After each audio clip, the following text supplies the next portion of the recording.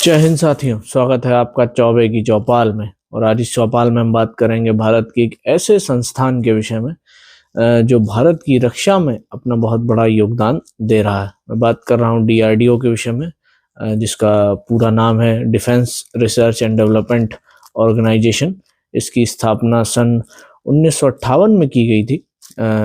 DRDO का जो मुख्यालय है वो नई दिल्ली में स्थित है और ये रक्षा मंत्रालय के अंतर्गत आने वाला एक रिसर्च एंड डेवलपमेंट ऑर्गेनाइजेशन है। डीआरडीओ की जो स्थापना थी उसका मुख्य उद्देश्य यही था कि भारत की जो सेनाएं हैं उनको सशक्त करना, आधुनिक रूप से उनको स्ट्रांग बनाना। तो इस स्थापना का जो प्रमुख उद्देश्य था वो ये था कि भारत की जो तीनों सेनाएं हैं उनको आधुनिक रूप से सशक्त किया जाए और ये कार्य स्वदेशी रूप से किया जाए, तो इसका जो एक महत्व है बढ़ जाएगा। डीआरडीओ ने अपनी स्थापना से लेकर आज तक अपने कार्यों को बखूबी रूप से निभाया भी है और जिससे भारत आज सुरक्षित है और हमारी तीनों सेनाएं आधुनिक रूप से सक्षम। डीआरडीओ की कुछ प्रमुख परियोजनाओं के विषय में, ऐसे तो डीआरडीओ ने बहुत सारी आधुनिक हथियार और उपकरण बनाए हैं और वो आगे भी बना रहा है उसके ऊपर काफ़ी तेजी से, और जो आधुनिक चीज़ें हैं उनके ऊपर कार्य चला। लेकिन हाँ, जो प्रमुख कुछ उनके उत्पाद हैं मैं उनके विषय में आपको बताना चाहूँगा, जैसे कि अग्नि सीरीज़ की जितनी मिसाइल हैं,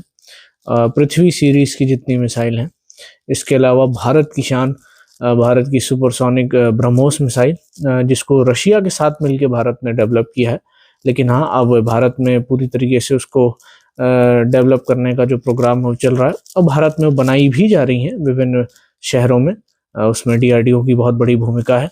इसके अलावा नाग मिसाइल, अस्त्र एयरक्राफ्ट है तेजस, वह भी डीआरडीओ की देन है।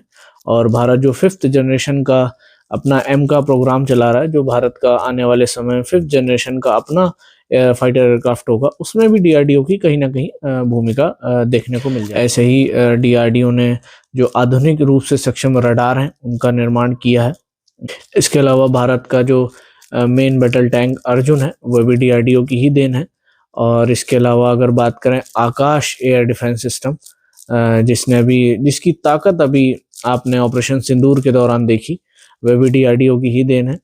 और भी इस तरीके के जो नए रडार्स भारत में बन रहे हैं या जो भारतीय सेना में इस समय इंडक्ट हो चुके हैं रडार्स, वह भी सब डीआरडीओ द्वारा ही बनाए की जो डिफेंस पीएसयूज हैं उनके साथ तो मिलकर काम करता ही है। इसके अलावा जो भारत की अपनी प्राइवेट कंपनीज हैं जो डिफेंस सेक्टर में काम कर रही हैं, डीआरडीओ उनके साथ भी मिलकर काम। डीआरडीओ में कार्य करने वाले सभी उनके कर्मचारी अधिकारी अपना जो 100% है उसको देने का प्रयास करते हैं और वो पूरी कोशिश करते हैं कि वो भारतीय सेनाओं के लिए अच्छे से अच्छा अस्त्र शस्त्र का निर्माण कर सकें, ताकि उनका इस्तेमाल करके हमारा जो भारत देश है उसको सुरक्षित रखा। दुनिया आधुनिक रूप से इतनी आगे की ओर बढ़ चुकी है तो हमारा डीआरडीओ भी किसी से पीछे नहीं है। डीआरडीओ भी दुनिया के साथ कदम से कदम मिला के आगे की ओर बढ़ रहा है और भारत की सुरक्षा में अपना अहम योगदान दे रहा है। जो कार्य कर रहा है उसको देश में नहीं विदेशों में भी सराहा जा रहा है। यही कारण है कि अब भारत जो दुनिया भर पर निर्भर हुआ करता था हथियारों के मामले में, अब निर्भरता धीरे धीरे करके कम होती जा रही है और भारत अब अपने स्वदेशी रूप से हथियार बना रहा है और दुनिया भर में यहाँ से हथियार एक्सपोर्ट किए जा रहे हैं, जिससे भारत को एक अच्छी कह सकते हैं आमदनी। हथियारों से और युद्ध के दम पे किसी चीज का सॉल्यूशन नहीं निकलता, लेकिन हाँ, रशिया यूक्रेन वॉर में हमने देखा कि स्वदेशी रूप पे जो अगर कोई देश हथियार बना रहा होता है तो उसका महत्व कितना बढ़ जाता है।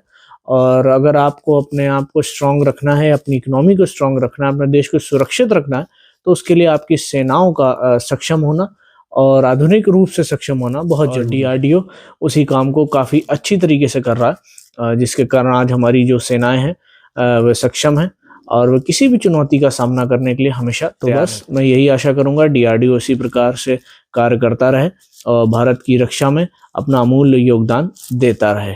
बाकी अगर आप लोगों को मेरा कंटेंट किसी भी लिहाज से पसंद आ रहा हो तो प्लीज़ चैनल को सब्सक्राइब करिएगा, वीडियो को लाइक कीजिएगा और कमेंट सेक्शन में अपना प्यार दीजिएगा। धन्यवाद।